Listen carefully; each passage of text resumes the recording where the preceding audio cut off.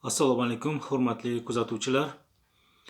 Xo'p, mana bir necha kundan beri Eronda va Venesuelada bo'layotgan voqea-hodisalar butun dunyo matbuotini egallab turibdi va juda ko'p sharhlar va juda ko'p bu haqda mulohazalar aytilyapti. Albatta biz ham e, bir kontinent sifatida va o'sha yerdagi kuzatuvchilar sifatida va tadqiqotchilar sifatida bu yerdagi bo'layotgan voqea-hodisalarni juda ham izchillik bilan izlashimiz kerak, kuzatishimiz kerak va o'z xulosalarimizni albatta chiqarishimiz kerak.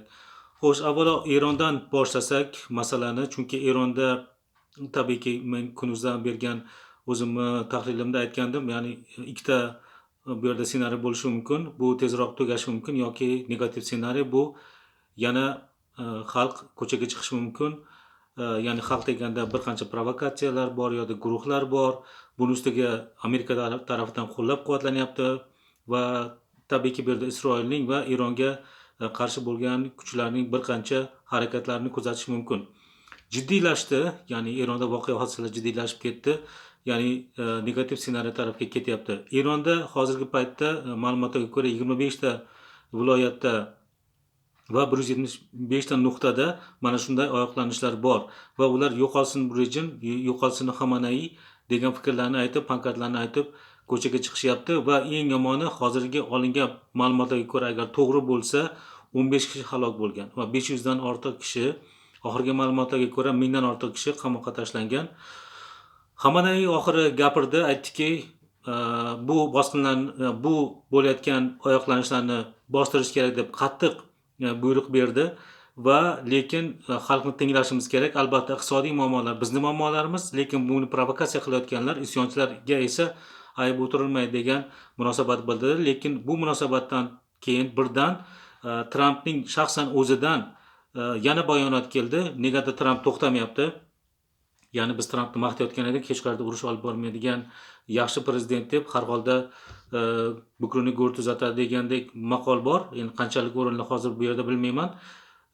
Tramp ham mana shunday dunyoda bir tartibsizlikni boshlab yubordi deyish ham mumkin. Xo'p, Tramp aytdiki, agar sen ularga qanaqadir chora ko'radigan bo'lsak, biz yordamga kelamiz. Ya'ni bu yordamga kelish, ya'ni olib ketamiz dedi uni. Bu yerda endi Xamanayni olib ketadimi yoki u yerdagi isyonchilarni olib ketadimi? Bu endi ochiq qolayotgan savol. Har holda Xamanayga bo'lgan ochiqdan tahdid, ya'ni Eronga bo'lgan ochiq tahdid deyish mumkin buni. Eronda 35% ga nima tushirilgan, internetlar tushirilgan, ya'ni kamaytirilgan va dunyodan axborot bermaslik va dunyodan kelayotgan axborotlarni albatta chegaralash uchun. Lekin ma'lumotlarga ko'ra Elon Musk Starlink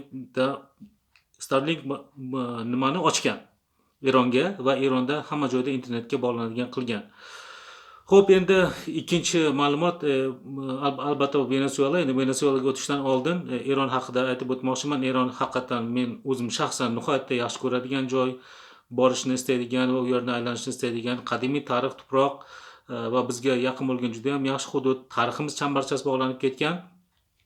Lekin Erondagi tizimni har doim men ham tanqid qilib kelaman, chunki dunyoda bir o'zgarishlar bo'lgan paytda bunga oyoq tuta olish kerak. Erondagi eng katta kamchiliklardan bittasi mana shu.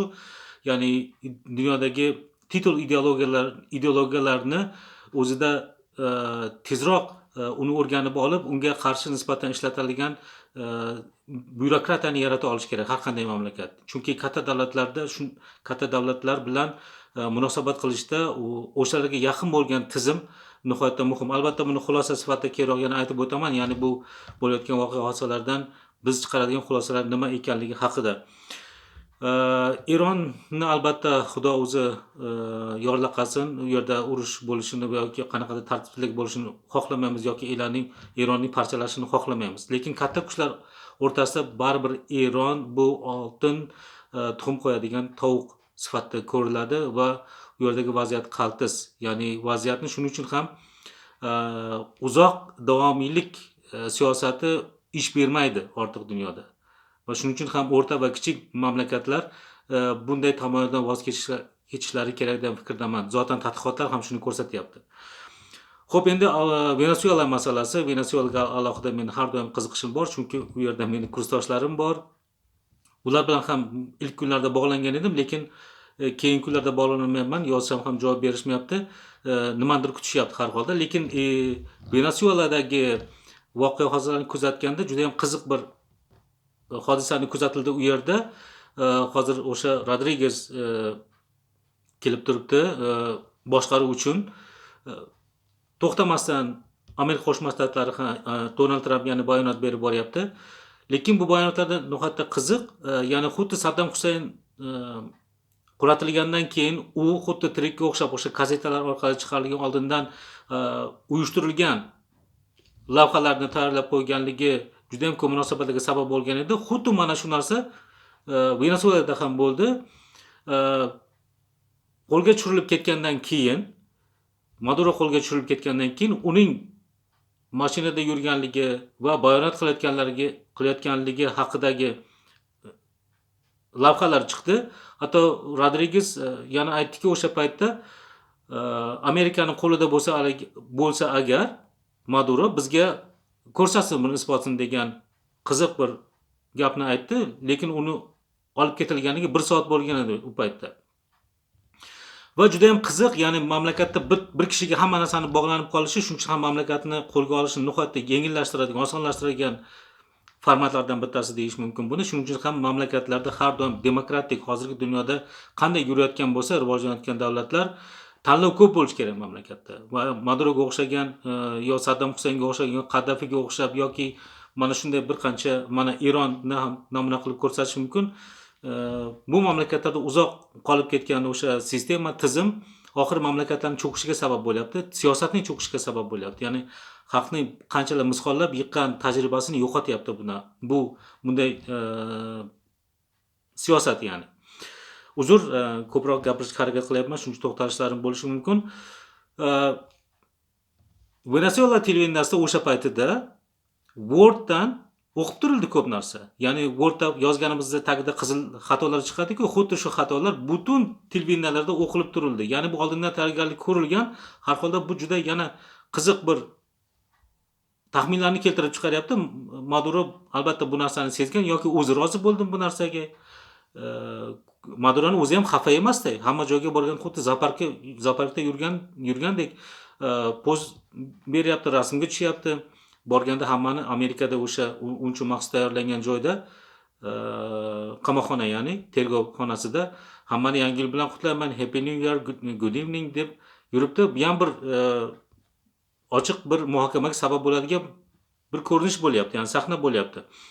Xo'p, Maduro qanday qo'lga tushirildi? Bu haqida ham bir qancha nimalar, aniq bir realliklar chiqdi va shuning uchun ham endi gapirmoqchiman.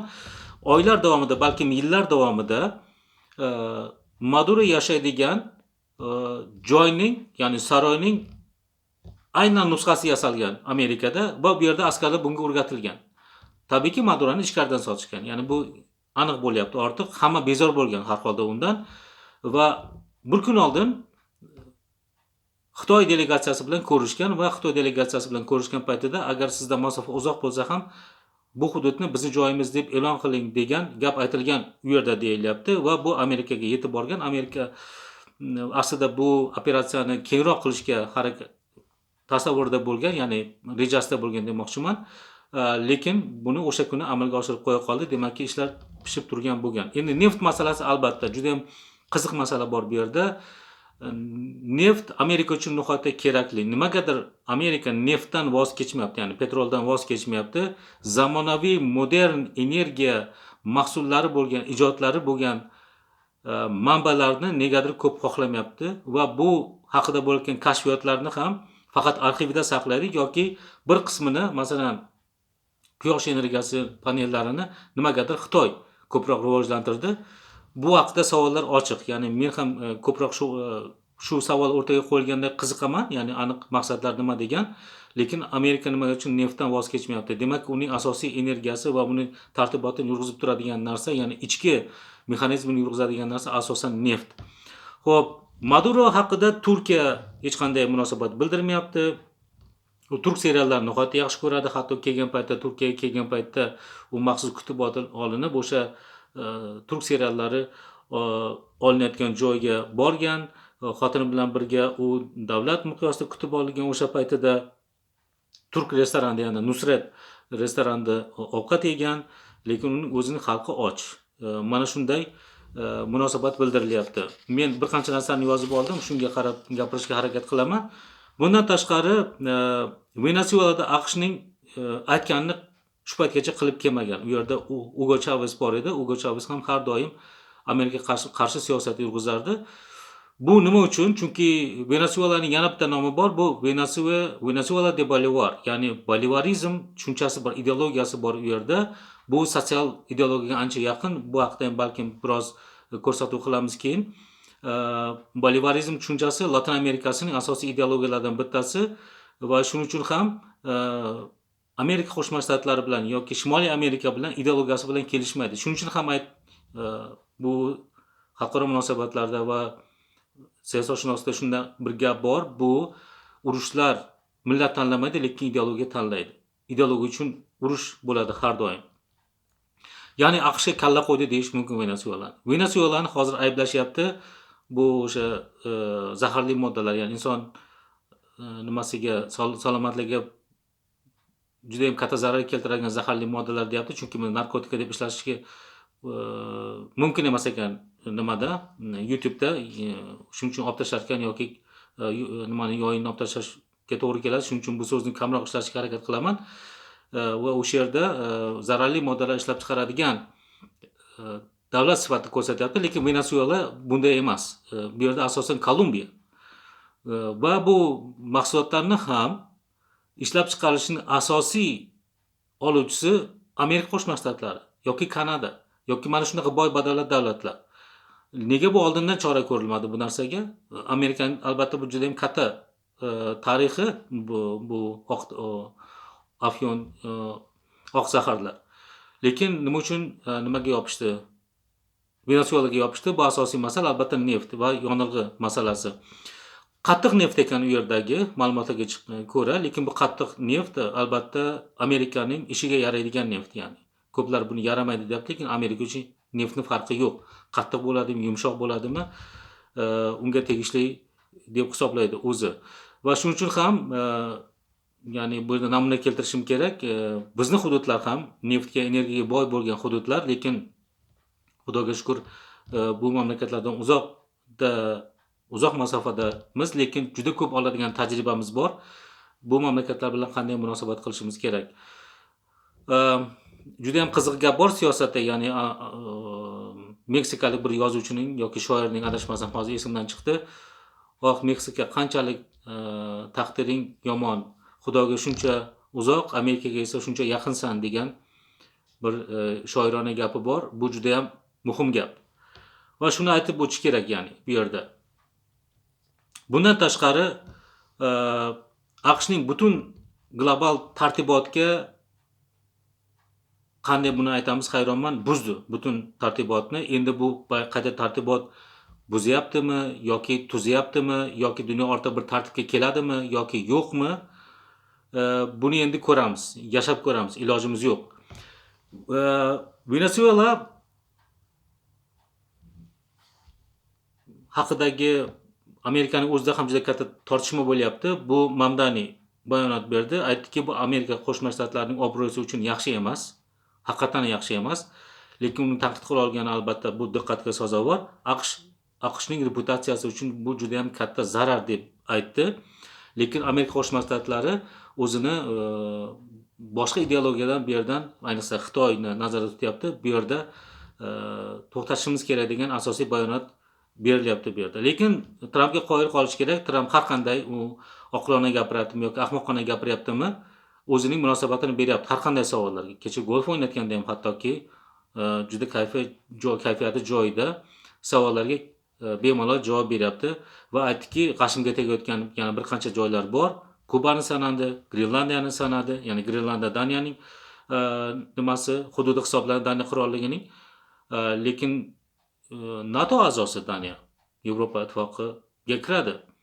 Va endi bu qanchadan pul, necha puldan tushdi, bu juda ham qiziq.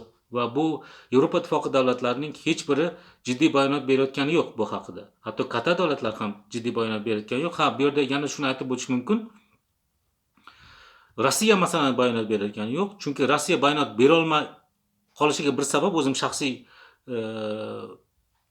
shuni taxmin qilyapman. Rossiyaning asosiy Ukrainaga bostirib kirganda asosiy bahonasi nima edi? NATO menga nima uchun yaqin kelyapti degani edi. Endi Amerika aytayaptiki, sen menga nima uchun yaqin kelyapsan? Ya'ni Rossiyaga aytiladigan javob bor. Sening qurollaring nega mening chegaramga yaqin kelyapti? Mana shunday katta davlatlarning o'zaro munosabatlarini tushunish biroz qiyin. Xo'p, yuqorida aytib o'tdik, Kolumbiya albatta buni keyingi navbatda Kolumbiya bor degan taxmin bor. Bu ochiq oydin aytilyapti. Hatto Kanada ham tashvishga tushgan. Agar bu shaklda bo'ladigan bo'lsa, Kanadani qo'shib olish haqida birinchi prezidentlik ikkinchi marta shu prezidentga kelgan paytida u bayonotlarda Trump aytgan edi bu narsani, sekin-sekin buni amalga oshirilyapti. Ya'ni bu rejasi ishlab chiqilgan. Hozir Kanada ham bezovta bu narsadan. Xo'p, endi bu yerda asosiy xulosa qiladigan bo'lsak nima? Ya'ni ko'rsatuvimiz uzayib ketmasin. Ideologiya, albatta, ideologiya. Rossiya ortiq ideologiya tarqata olmaydi. Rossiya nihoyatda nimada qoldi? Uzr so'rayman. Hozir bir o'rtada qoldi, sarosimada qoldi yoki qanday yo'l tutishni bilmayapti. Yuqoriga tuflasa yuziga tushyapti, pastga tuflasa soqoliga tushyapti deyish mumkin. Rossiya hozir nima qilishini bilmaydigan bir vaziyatda yosh boladek turibdi, bog'cha bolasidek. Chunki innovatsiya yo'q. Agar qandaydir harakat qilaman desa, qattiq iqtisodiy tarafdan Hindiston bilan Xitoyga ancha qaram bo'lib qoldi. Yevropa bilan esa, G'arb bilan esa, Amerika bilan esa munosabatlarni ko'rib turibsiz. Juda ham jiddiy bir signal bu Rossiya uchun. Qanday davom etadi albatta ko'ramiz, lekin Rossiyaning taqdiri juda ham qiziq. Xo'p, yuqorida aytib o'tdik, bolivarizm ideologiyasi bor Latin Amerikasida deya. Keyingi paytda Xitoy juda ham keskin rivojlanishi bilan dunyoga iqtisodni erkin qo'ygan va siyosatni qattiq ushlagan holda rivojlanish mumkin ekanligini ko'rsata oldi. Va albatta bu juda ko'p davlatlarga qiziq tuyulyapti. Ya'ni tadbirli tuyulyapti va mantiqli tuyulyapti. Lekin Amerika Qo'shma Shtatlariga emas. Amerika Qo'shma Shtatlari aytayaptiki, mening atrofimda ma'lum o'sha Atlantika qirg'og'idan keyingi ba'zi davlatlar bilan birga boshqa ideologiyani xohlamayman. Xitoy ideologiyasi bu o'ziga. Men bu ideologiyani xohlamayman. Bir tarafdan esa bu Eron ideologiyasi tamoman yiqitmoqchi, buni o'rtadan ko'tarib tashlamoqchi bu ideologiyani. Bu yerda juda katta murakkab masala bor. Sunniylik, shiyalik muammosi bor. Bu endi bizga ming yillardan beri muammo bo'lib kelayotgan bir katta bir teran muammo. Buni masalasi yechilishi qiyin. Yaqin Sharqda alohida bir siyosat bor. Xitoy ta'siri, ya'ni Xitoy mana shunday rivojlanish yo'lini ko'rsata olgani juda ko'p davlatlarga, ya'ni kambag'al bo'lgan davlatlarga, qaysi bir hududlarga qaram bo'lmasdan rivojlanish effektini ko'rsata olgani uchun, tabiiyki bu mening shaxsiy xulosam, mana shu ideologiyani xohlamayapti Amerika Qo'shma Shtatlari. Amerika Qo'shma Shtatlari aytayaptiki, mening ideologiyam o'tadi hamma joyga va men o'zimni ko'rsataman degan. Ispaniya juda ham qattiq turyapti bu masalaga. Ispaniyaga qoyil, ya'ni Ispaniya Latin Amerikasining o'zining o'sha tarixiy hududi sifatida Ispaniya juda qattiq bayonotlar beryapti Amerika Qo'shma Shtatlariga. NATO hech narsa deb olgani yo'q. NATO hayron. NATO nima qilishini bilmay turibdi hozir. NATO bo'yicha asosan ya'ni juda ko'p so'roqlar bor. Birlashgan Millatlar Davlatlar Tashkiloti aslida bu Trumpning qilayotgan ishlarini bir tarafdan oqlaydigan tarafi, shaxsiy fikrim tabiiyki bu ham oqlaydigan taraflardan bittasi bu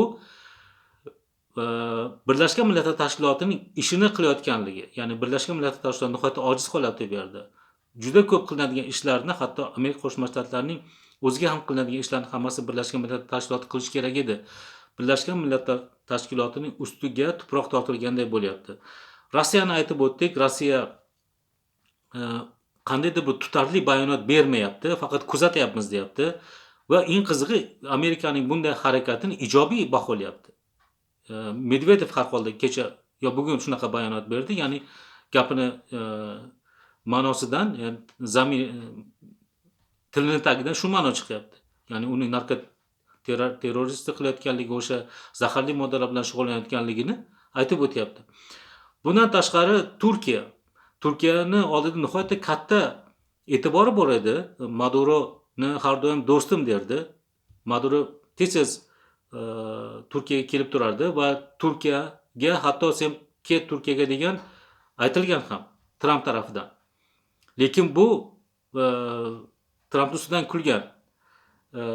Va mana ahvol hozircha mana shu. Xo'p, endi yangi xulosa qiladigan bo'lsak, yana bir xulosamiz bu yangi dunyo bu tartibotimi yo tartibsizligimi? Masala mana shu yerda to'xtalib qolyapti hozir. 2026-yil nihoyatda qiyin boshlandi. Nihoyatda qaysi tarafdan ushlashni bilmayapmiz hozir. Bu masalalarni qaysi tarafdan ushsak to'kilib tushyapti. Har holda Amerika Qo'shma Shtatlarining juda katta rejalari bor. Katta davlatlarning katta rejalari bor. Tahlil qilishga ulgurmayapmiz. Qo'limizdan kelguncha tahlil qilamiz. Albatta, azaga borgan o'zining dardini aytib yig'laydi degandek, bizning o'zimiz dardimiz bor.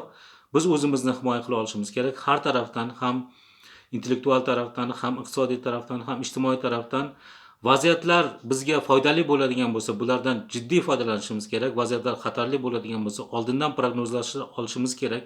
Muammolarni, bizga kelishi mumkin bo'lgan muammolarni baham jihat o'ylab ko'rishimiz kerak va ularning oldini olish uchun harakat qilishimiz kerak. Chunki biz dunyo Yevroosiyoning eng yuragida joylashgan hudud hisoblanamiz. Va dunyoning har qanday nuqtasida bo'layotgan munosabat 19-asrdagi o'xshab bexabar qolmasligimiz kerak. Har biridan xabardor bo'lishimiz, o'zimizni konturlarimizni chizib olishimiz, munosabatlarimizni to'g'rilab olishimizga to'g'ri keladi. Hozircha bizning hududimizda yaqin bo'lgan hudud bu Erondan biroz tashvishimiz bor, lekin biz jiddiy kuzatishimiz kerak bo'layotgan voqea hodisalarni. Hammangizga xayrli oqshomlar tilayman. Uzr bu soatda bezovta qilayotganim uchun. Bundan keyin mana shunday video tahlillarni qilib borishga harakat qilaman. Sog' bo'ling, xayrli oqshomlar.